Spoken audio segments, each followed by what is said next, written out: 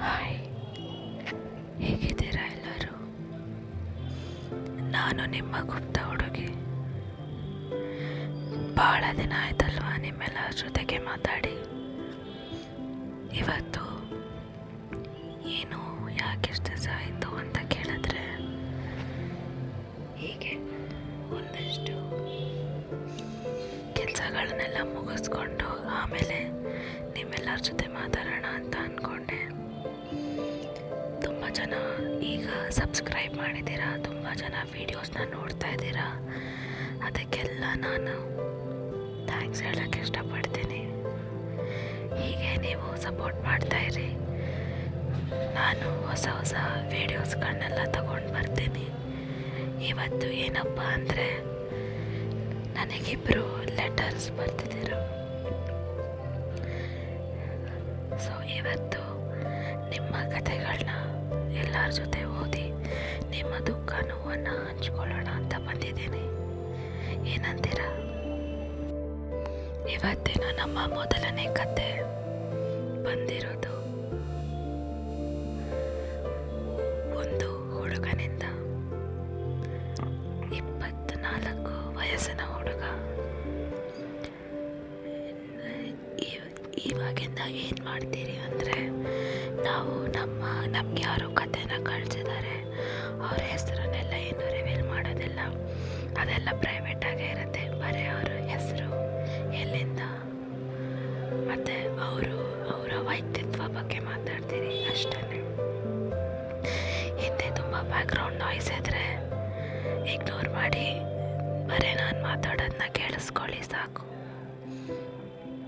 ಇದು ಕತೆ ಇಂಗ್ಲೀಷಲ್ಲಿ ಬರ್ತಿದ್ದಾರೆ, ನಾನು ಕನ್ನಡದಲ್ಲಿ ಓದಿ ಹೇಳ್ತಾ ಇದ್ದೀನಿ. ಅದನ್ನು ಕನ್ನಡಕ್ಕೆ ಕನ್ವರ್ಟ್ ಮಾಡಿ. ಸೊ ಕತೆನ ಶುರು ಮಾಡೋಣ. ಎಲ್ಲ ಕತೆಗಳಿಗೂ ಹ್ಯಾಪಿ ಎಂಡಿಂಗ್ ಇರೋದಿಲ್ಲ. ಹ್ಯಾಪಿ ಎಂಡಿಂಗ್ ಇಲ್ಲ ಅಂತ ಆ ಕತೆನ ಹೇಳ್ದೇನೂ ಇರೋದಕ್ಕಾಗೋದಿಲ್ಲ. ನಾನು 20 ವರ್ಷ ಇದ್ದಾಗ ಅವಳನ್ನ ಮೀಟ್ ಮಾಡಿದ್ದು ಇಂಟರ್ನೆಟ್ ಮುಖಾಂತರ. ಅವಳಿಗೆ 21 ವರ್ಷ. ಹೇಗೋ ನಾವಿಬ್ಬರು ಇನ್ಸ್ಟಾಗ್ರಾಮ್ ಸ್ಟೋರೀಸ್ನ ನೋಡಿಕೊಂಡು ಫ್ರೆಂಡ್ಸ್ ಆದ್ರಿ. ನಾನು ಡೆಲ್ಲಿಯಲ್ಲಿ ಓದ್ತಾ ಇದ್ದೆ, ಅವಳು ಬೆಂಗಳೂರಲ್ಲಿದ್ದರು. ಅವಳಿಗೆ ಆಸ್ಟ್ರೋಫಿಸಿಸಿಸ್ಟ್ ಆಗಬೇಕಂತ ಭಾಳ ಆಸೆ ಇತ್ತು. ನಮ್ಮದು ಫ್ರೆಂಡ್ಶಿಪ್ಪಿಂದ ಸ್ಟಾರ್ಟ್ ಆಯಿತು. ಇಬ್ಬರು ಒಟ್ಟಿಗೆ ಹಾಡುಗಳನ್ನ ಕೇಳ್ತಾ ಇದ್ರಿ, ಮೀಮ್ಸ್ಗಳನ್ನ ಶೇರ್ ಮಾಡ್ತಾ ಇದ್ರಿ. ಪ್ರತಿ ರಾತ್ರಿ ಇಬ್ಬರು ಒಬ್ರನ್ನ ಹತ್ರ ಒಬ್ರು ಮಾತಾಡ್ಕೊಂಡೆ ಮಲ್ಕೊತಾ ಇದ್ರಿ. ಮತ್ತು ಆ ಟೆಕ್ಸ್ಟ್ಗಳು ಕಾಲ್ಸ್ಗೋಯ್ತು. ಆ ಕಾಲ್ಸಿಂದ ವಿಡಿಯೋ ಕಾಲ್ಸ್ಗಳಾಯಿತು. ಇದೇ ಥರ ಅವಳು ನನ್ನ ಲೋಕನೇ ಆಗೋದ್ಲು. ಪ್ರತಿದಿನ ಮರೀದೇನೆ ನಾವಿಬ್ಬರು ಒಬ್ರ ಜೊತೆಗೊಬ್ರು ಮಾತಾಡ್ತಾ ಇದ್ರಿ. ನಮ್ಮದು ಲಾಂಗ್ ಡಿಸ್ಟೆನ್ಸ್ ರಿಲೇಷನ್ಶಿಪ್ ಆಗಿದ್ದರಿಂದ ಆದಷ್ಟು ಇಬ್ಬರು ಜಾಸ್ತಿ ಮಾತಾಡೋದಕ್ಕೆ ಒಬ್ರನ್ನೊಬ್ರ ಜೊತೆ ಪ್ರಯತ್ನ ಪಡ್ತಾ ಇದ್ರಿ. ಅವಳಿಗೆ ಕಾಫಿ ಅಂದರೆ ಬಹಳ ಇಷ್ಟ. ಪ್ರತಿದಿನ ಬೆಳಿಗ್ಗೆ ಎದ್ಮೇಲೆ ಅವಳದು ಮತ್ತು ಅವಳ ಕಾಫಿ ಮಗ್ ಆ ಫೋಟೋನ ನನಗೆ ಕಳಿಸ್ತಾ ಇದ್ಲು. ಮತ್ತು ನಾನು ಅವಳಿಗೆ ಸ್ಪೇಸ್ ಮತ್ತು ನಕ್ಷತ್ರಗಳ ಬಗ್ಗೆ ಏನಾದರೂ ಒಂದು ಹೇಳ್ತಾ ಇದ್ದೆ. ಯಾಕಂದರೆ ಅವಳಿಗೆ ನಕ್ಷತ್ರಗಳಂದರೆ ಬಹಳ ಇಷ್ಟ. ಆಮೇಲೆ ಪ್ರತಿ ಸತಿ ನಾನು ಅವಳ ಹತ್ರ ಮಾತಾಡಿದಾಗ ಅವಳ ಕಣ್ಣು, ಅವಳ ತುಟಿ ನೋಡಿಕೊಂಡು ನಾನೇ ಶಾಕ್ ಆಗ್ತಾ ಇದ್ದೆ. ಹೆಂಗಪ್ಪ ಈ ಥರ ಹುಡುಗಿ ನನಗೆ ಸಿಕ್ಕಿದ್ದಾಳೆ ಅಂತ. ಪ್ರತಿ 2 ವರ್ಷಕ್ಕೊಮ್ಮೆ ನಾವು ಸಿಗ್ತಾ ಇದ್ರಿ. ಸಿಗೋ ದಿನಗಳನ್ನ ಮಾತ್ರ ಕನಸು ಥರ ಇತ್ತು. ಇವತ್ತಿಗೂ ಅವಳು ಫಸ್ಟ್ ಟೈಮ್ ನಾನು ಅವಳ ಕೈ ಹಿಡ್ದಿದ್ದು ಜ್ಞಾಪನ ಇದೆ. ಆ ಬೆಚ್ಚಗೆ ಇರೋ ಒಂದು ಫೀಲಿಂಗ್ ಮತ್ತು ಕೈ ನಡ್ಕ ಎಲ್ಲ ಜ್ಞಾಪನ ಇದೆ. ಏನನ್ನೂ ಮರೆಯೋದಕ್ಕಾಗೋದಿಲ್ಲ. ಹೀಗೆ ಜೊತೆಲಿದ್ರೆ ಕಾಲೇಜು ಕ್ಲೋಸ್ ಆಗೋಕ್ಕೆ ಸ್ಟಾರ್ಟ್ ಆಯಿತು. ಆಗ ಒಂದು ರಿಯಾಲಿಟಿ ಹಿಟ್ಟಾಯಿತು. ಅವ್ರ ಮನೆಯಲ್ಲಿ ಅವ್ರ ಅಪ್ಪ ಅಮ್ಮಂಗೆ ಅವಳ ಮೇಲೆ ಬೇರೆನೇ ಪ್ಲಾನ್ಸ್ ಇತ್ತು. ನನ್ನಂತೂ ಅವ್ರು ಒಪ್ಕೊಳ್ಳೋ ಥರ ಇರಲಿಲ್ಲ. ಯಾಕಂದರೆ ಅವರಿಗೆ ಅವಳ ಒಂದು ಜಾತಿ ಮತ್ತು ರಿಲಿಜಿಯನ್ ಇಂದ ಮದುವೆನ ಮಾಡಿಸ್ಬೇಕು ಅಂತ ಇದ್ದರು. ಆ್ಯಂಡ್ ನಾನು ಬೇರೆ ಕಾಸ್ಟ್ ಆಗಿದ್ದರಿಂದ ಅವಳಿಗೆ ನನ್ನ ಚಾಯ್ಸೇ ಆಗಿರಲಿಲ್ಲ. ನಾವಿಬ್ರು ಸೇರಿ ತುಂಬ ಹೋರಾಡಿದ್ರಿ. ಓಡೋಗೋಣ ಅಂತಲೂ ಅಂದ್ಕೊಂಡ್ಬಿಟ್ರಿ. ಓಡೋಗ್ಬಿಟ್ಟು ಎಲ್ಲೋ ಒಂದು ಕಡೆ ಎಲ್ಲ ಹೊಸದಾಗಿ ಶುರು ಮಾಡೋಣ ಅಂತ. ಬಟ್ ಪ್ರತಿ ಸತಿ ಮಾತಾಡಬೇಕಾದ್ರೂ ಅವಳ ಧ್ವನಿಯಲ್ಲಿ ನಾನೊಂದು ನೋವನ್ನು ಕೇಳಿಸ್ಕೊಂಡೆ. ನಾನು ಅವಳ ಜೊತೆ ಕೊನೆಗೆ ಮಾತಾಡಿದ್ದು ಯಾವತ್ತೂ ಮರೆಯೋದಕ್ಕಾಗೋದಿಲ್ಲ. ಯಾಕಂದರೆ ಅವಳು ನನಗೆ ಹೇಳಿದ್ದು ಐ ಲವ್ ಯು. ಆದರೆ ನಮ್ಮಪ್ಪ ಅಮ್ಮನಿಗೆ ಈ ಥರ ನಾನು ನೋವು ಕೊಡೋದಕ್ಕಾಗೋದಿಲ್ಲ ಅಂತ ಹೇಳಿದ್ಲು. ಅವಳ ಧ್ವನಿ ತುಂಬ ನೋವಿಂದ ತುಂಬಿತ್ತು. ನನಗೆ ಕಿರ್ಚಾಡ್ಬೇಕನ್ನಿಸ್ತು. ಅವಳನ್ನ ಬೇಡ್ಕೋಬೇಕನ್ನಿಸ್ತು, ಬಿಟ್ಟು ಹೋಗ್ಬೇಡ ನನ್ನ ಅಂತ. ಆದರೆ ನನಗೂ ಗೊತ್ತಿತ್ತು, ಅವಳಿಗೂ ಗೊತ್ತಿತ್ತು, ಇದು ಅವಳ ತಂದೆ ತಾಯಿಗೋಸ್ಕರ ಮಾಡ್ತಾ ಇದ್ದ ತ್ಯಾಗ ಅಂತ. ಏಕೆಂದರೆ ಬೇರೆ ಆಪ್ಷನ್ನೇ ಇರಲಿಲ್ಲ ನಮ್ಮ ಹತ್ರ. ಈಗ ಇದೆಲ್ಲ ಆಗಿ 6 ತಿಂಗಳಾಗಿದೆ. ಅವಳ ಫೋಟೋಸ್ನೆಲ್ಲ ನನ್ನ ಫೋನಲ್ಲಿ ಡಿಲೀಟ್ ಮಾಡಿದ್ದೀನಿ. ಆದರೆ ಪ್ರತಿ ಕ್ಷಣ ಅವಳ ಜೊತೆ ಕಳೆದಿರೋದು ಮರೆಯೋದಕ್ಕಾಗೋದಿಲ್ಲ. ಕೆಲವೊಂದ್ಸತಿ ಮಧ್ಯರಾತ್ರದಲ್ಲೇ ಎಚ್ಚರಿಕೆ ಆಗುತ್ತೆ, ಅವಳ ಕಡೆಯಿಂದ ಒಂದು ಕಾಲು ಟೆಕ್ಸ್ಟೋ ಬಂದಿದೆ ಅಂತ. ಆಮೇಲೆ ನಾನೇ ಕೆಲವೊಂದ್ಸತಿ ನಕ್ಷತ್ರ ಬಗ್ಗೆ, ಆಕಾಶದ ಬಗ್ಗೆ ಅವಳಿಗೆ ಮೆಸೇಜ್ನ ಕಳಿಸ್ತೀನಿ. ಬಟ್ ಅವಳು ಯಾವತ್ತೂ ಅದನ್ನು ನೋಡೇ ಇಲ್ಲ.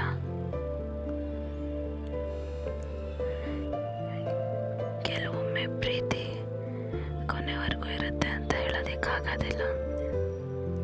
ಆದರೆ ಅದರಿಂದ ಆಗೋ ನೋವು ನಿಮ್ಮ ಜೊತೆ ಯಾವಾಗಲೂ ಇರುತ್ತೆ. ಎಷ್ಟು ದೂರ ಹೋದ್ರೂ ಬಿಡೋದಿಲ್ಲ. ಇದು ನಮ್ಮ ಮೊದಲನೇ ಕತೆ.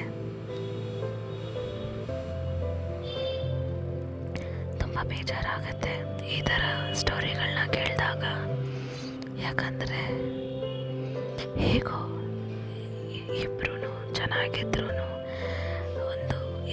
ಒಬ್ರನ್ನೊಬ್ರು ತುಂಬ ಇಷ್ಟಪಟ್ರು ಕೆಲವೊಮ್ಮೆ ಈ ಥರ ವರ್ಕೌಟ್ ಆಗೋದಿಲ್ಲ. ಎಲ್ಲರ ರಿಲೇಷನ್ಶಿಪ್ಸ್ ಕೂಡ. ನೀವು ಇದೇ ಥರ ನಿಮ್ಗೇನಾದರೂ ವರ್ಕೌಟ್ ಆಗಿಲ್ಲ ಅಂದರೆ ಜಾಸ್ತಿ ಯೋಚನೆ ಮಾಡಬೇಡಿ. ನಿಮ್ಮ ಲೈಫ್ ಮೇಲೆ, ಫೈನಾನ್ಸ್ ಮೇಲೆ, ವರ್ಕ್ ಮೇಲೆ ಫೋಕಸ್ ಮಾಡೋದಕ್ಕೆ ಟ್ರೈ ಮಾಡಿ.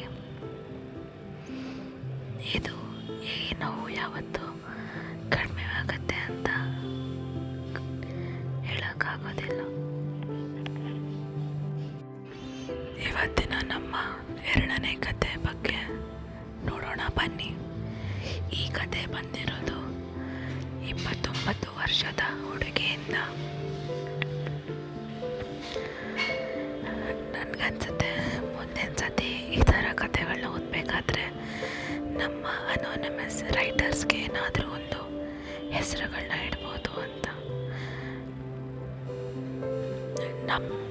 ಏನೋ ಒಂದು ಇವಾಗ ಫಸ್ಟ್ ಲೆಟರಲ್ಲಿ ಆ ಹುಡುಗನಿಗೆ ಸ್ಪೇಸ್ ಅಂದರೆ ತುಂಬ ಇಷ್ಟ ಆಯ್ತಲ್ವ, ಅದಕ್ಕೆ ಅವನಿಗೆ ಚಂದ್ರ ಅಂತ ಹೆಸರಿಡೋಣ. ಇಲ್ಲಿ ಈ ಹುಡುಗಿಗೆ ನಕ್ಷತ್ರ ಅಂತ ಹೆಸರಿಡೋಣ, ಸೆಕೆಂಡ್ ಲೆಟರ್. ಸೊ ನಕ್ಷತ್ರ 29 ವರ್ಷದ ಹುಡುಗಿ. ಯಾಕತೆ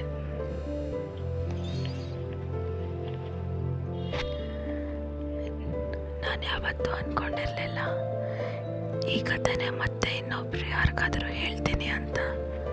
ಅದು ಒಬ್ಬ ಸ್ಟ್ರೇಂಜರಿಗೆ ಹೇಳ್ತೀನಿ ಅಂತ ಗೊತ್ತಿರಲಿಲ್ಲ. ಆದರೆ ಇದನ್ನು ಹೇಳ್ಕೊಳ್ಳೋದ್ರಿಂದ ನನ್ನ ಮನಸ್ಸಿನಲ್ಲಿರೋ ನೋವನ್ನ ಕಡಿಮೆ ಮಾಡ್ಕೊಬೋದು ಅಂತ ಅಂದ್ಕೊಂಡಿದ್ದೀನಿ. ನನಗೆ 27 ವರ್ಷ. ಅವನ್ನ ಮೀಟ್ ಮಾಡಿದಾಗ ಅವನಿಗೆ 30 ವರ್ಷ ಆಗಿತ್ತು. ನಾನು ಅಂದ್ಕೊಂಡೆ ನನ್ನ ಫಾರ್ ಎವರ್ ಸಿಕ್ಬಿಟ್ಟಿದ್ದಾನೆ ನನಗೆ ಅಂತ. ನಾವು ನಮ್ಮಿಬ್ಬರ ಮನೆ ಬರೀ 20 ನಿಮಿಷ ದೂರದಲ್ಲಿತ್ತು ಅಷ್ಟೇ, ಭಾಳ ಹತ್ರ ಅಲ್ಲಿದ್ರಿ. ಆದರೆ ಅದು ಪ್ರಾಬ್ಲಮ್ ಆಗಿರಲಿಲ್ಲ ನಮ್ಮಿಬ್ಬರ ರಿಲೇಷನ್ಶಿಪ್ಪಲ್ಲಿ. ಏಕೆಂದರೆ ಅವನು ನನ್ನ ಹತ್ರನೇ ಇರ್ತಾಯಿದ್ದ, ಅವನ್ನ ಮಿಸ್ ಕೂಡ ಮಾಡ್ತಾಯಿದ್ದೆ. ನಾವು ಸಿಗ್ತಾ ಇದ್ದಾಗ ಅವನು ಹೇಗಾದರೂ ಮಾಡಿ ನನ್ನ ನಗಿಸ್ತಾ ಇದ್ದ. ಇನ್ನು ನನ್ನ ಕೆಟ್ಟ ದಿನಗಳಲ್ಲೂ ಕೂಡ ನಗಿಸ್ತಾ ಇದ್ದ. ಅದು ಹೀಗೆ ಕೆಲವೊಂದು ತಿಂಗಳು ಕನಸಿನಾಗೆ ಇತ್ತು. ಆಮೇಲೆ ನಿಧಾನಕ್ಕೆ ತಿಳಿದಿದ್ದೇನೆಂದರೆ ಅವನಿಗೆ ಅಷ್ಟು ಕಮ್ಯುನಿಕೇಷನ್ ಇಷ್ಟ ಆಗೋದಿಲ್ಲ ಅಂತ. ಅಷ್ಟು ಮಾತಾಡೋದು, ಅಷ್ಟು ಹೇಳ್ಕೊಡೋದು ಇಷ್ಟ ಆಗಿಲ್ಲ ಅಂತ. ನಾನು ಯಾವ ಥರ ಅಂದರೆ ನನಗೆ ಮಾತಾಡಬೇಕು, ಅವನ ದಿವಸ ಹೇಗಿತ್ತು ಅಂತ ತಿಳ್ಕೊಬೇಕು. ಆದರೆ ಅವನಿಗೆ ಅದ್ರ ಬಗ್ಗೆ ಎಲ್ಲ ಮಾತಾಡೋಕ್ಕೆ ಇಂಟ್ರೆಸ್ಟ್ ಇರಲಿಲ್ಲ. ಬರೀ 1 ವರ್ಡ್ ಆನ್ಸರ್ಸ್ನ ಕೊಡ್ತಾ ಇದ್ದ. ನಾನು ಅವನ ಹತ್ರ ಫ್ಯೂಚರ್ ಬಗ್ಗೆ ಏನಾದರೂ ಡಿಸ್ಕಸ್ ಮಾಡಬೇಕಾಗಿತ್ತಂದರೆ ಅವನ ಅದ್ರ ಬಗ್ಗೆ ಕೇಳಿಸ್ಕೊತಾನೆ ಇರಲಿಲ್ಲ ಅಥವಾ ರೆಸ್ಪಾಂಡೇ ಮಾಡ್ತಾ ಇರಲಿಲ್ಲ. ಒಂದು ದಿವಸ ರಾತ್ರಿ, ಅದು ನೆನ್ನೆ ಆಗಿತ್ತು ಅಂತಾನೆ ಅನಿಸುತ್ತೆ, ನಾನು ಕೆಲಸದಿಂದ ಬಂದಿದ್ದೆ, ತುಂಬ ಸುಸ್ತಾಗಿತ್ತು. ಅವನ ಮನೆಗೆ ಹೋಗಿದ್ದೆ. ಅವನ್ನ ಬೆಚ್ಚಗೆ ತಪ್ಕೊಂಡು ಮಲ್ಕೊಳ್ಳೋಣ, ಏನಾದರೂ ಒಂದು ಹೇಳ್ತಾನೆ ಅಂತ ನಾನು ಕಾಯ್ತಾ ಇದ್ದೆ. ಆದರೆ ಅವನ ಫೋನನ್ನೇ ನೋಡಿಕೊಂಡು ತುಂಬ ಬ್ಯುಸಿ ಇದ್ದ. ನಾನು ಅವನ್ನ ಕೇಳಿದೆ ಏನಾಯಿತು ಅಂತ. ಅವನದಕ್ಕೆ ಅವನು ಮುಖನ ತಿರುಗಿಸ್ಕೊಂಡ. ಆಮೇಲೆ ಅವನು ಹೇಳ್ದ, ಇವಾಗೇ ಮಾಡಬೇಕಾ ಇದನ್ನು ಅಂತ. ನನಗೇನೋ ಒಂಥರ ಹೊಟ್ಟೆಯಲ್ಲಿ ಯಾರೋ ಹೊಟ್ಟೆ ಹೆಂಡ್ದಂಗೆ ಆಗೋಯ್ತು. ಅವನು ಆ ಥರ ಫಸ್ಟ್ ಟೈಮ್ ಅಲ್ಲ ನನಗೆ ಹೇಳಿದ್ದಿತ್ತು, ಆದರೆ ಅದು ಲಾಸ್ಟ್ ಟೈಮ್ ಕೂಡ ಅಲ್ಲ. ಹೀಗೆ ಜಗಳಗಳ ಮೇಲೆ ಜಗಳಗಳಾಗ್ತಾಯಿತ್ತು, ಜೋರಾಗಿ ಜಗಳಗಳಾಗ್ತಾಯಿತ್ತು. ಅವನು ನನಗೆ ಹೇಳ್ತಾ ಇದ್ದ, ನೀನು ತುಂಬ ತುಂಬ ಎಮೋಷ್ನಲ್ ನೀನು ಅಂತ. ನಾನು ಅವ್ರಿಗೆ ಹೇಳ್ತಾ ಇದ್ದೆ, ನೀನು ತುಂಬ ಮುರುಕ ಥರ ಆಡ್ತೀಯ, ಸ್ವಲ್ಪ ಮನಸ್ಸಿಲ್ಲ ನಿನಗೆ ಅಂತ. ಆಮೇಲೆ ಪ್ರತಿ ಸತಿ ನಾವು ಜಗಳ ಆಡ್ತಿದ್ರು ಏನೋ ಒಂದು ಮಾತಾಡಿಸ್ತಾ ಇದ್ರಿ. ಆದರೆ ಒಂದಿನ ಏನಾಯಿತು, ಜಗಳ ಆಡ್ತಾಯಿದ್ರಿ. ಆವಾಗ ಅವನು ನನ್ನ ಕಣ್ಣಲ್ಲಿ ಕಣ್ಣಿಟ್ಟು, ನಾವಿದು ವರ್ಕೌಟ್ ಆಗುತ್ತೆ ಅಂತ ಅಂದ್ಕೊಂಡಿರೋದು ತಪ್ಪು ಅನಿಸುತ್ತೆ, ಯಾಕೋ ಇದು ವರ್ಕೌಟ್ ಆಗ್ತಾ ಇಲ್ಲ ಅಂತ ಅಂದ. ಅವನ ಕೊನೆ ತಾಗಿ ಆವಾಗ ಒಂದು ಉಸಿರನ್ನು ಹೇಳ್ಕೊಂಡು ಒಂದು ಉಸಿರನ್ನು ಬಿಟ್ಟ. ನನಗದನ್ನು ಕೇಳಿದ ತಕ್ಷಣ ನನ್ನ ಹೃದಯ ತಡ್ಕೊಳಕ್ಕಾಗಿಲ್ಲ. ಒಂದೇ ದಿನ ಬ್ರೇಕಪ್ ಮಾಡ್ಕೊಂಡ್ಬಿಟ್ರಿ ನಾನು ಅವನು. ಈಗ ಬ್ರೇಕಪ್ ಆಗಿ 1 ವರ್ಷ ಆಗ್ತಾ ಬಂದಿದೆ. ಪ್ರತಿ ರಾತ್ರಿ ಆ ಜಗಳಗಳ ಬಗ್ಗೆ ನೆನೆಸ್ಕೊತೀನಿ.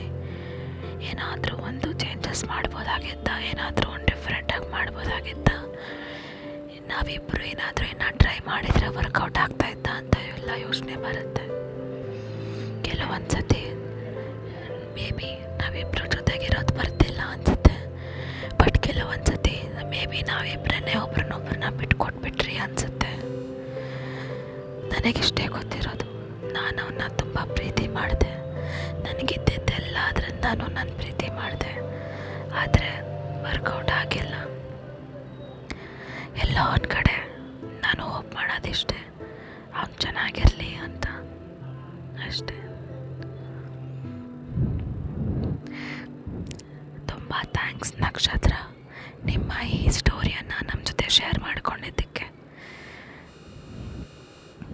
ನಾನು ಕೂಡ ನೀವು ಹೇಳ್ದಂಗೆ ಹೋಪ್ ಮಾಡೋದಿಷ್ಟೇ, ಎಲ್ಲೋ ಒಂದು ಕಡೆ ನೀವು ಚೆನ್ನಾಗಿರಿ, ಅವರು ಚೆನ್ನಾಗಿರಲಿ ಅಂತ ಅಷ್ಟೇ. ಸೊ ಕೇಳಿಸ್ಕೊಂಡಿದ್ದೀರಲ್ಲ, ನೀವೆಲ್ಲ ಏನು ಹೇಳೋಕ್ಕೆ ಇಷ್ಟಪಡ್ತೀರಾ ನಮ್ಮ ನಕ್ಷತ್ರ ಮತ್ತು ಚಂದ್ರಗೆ?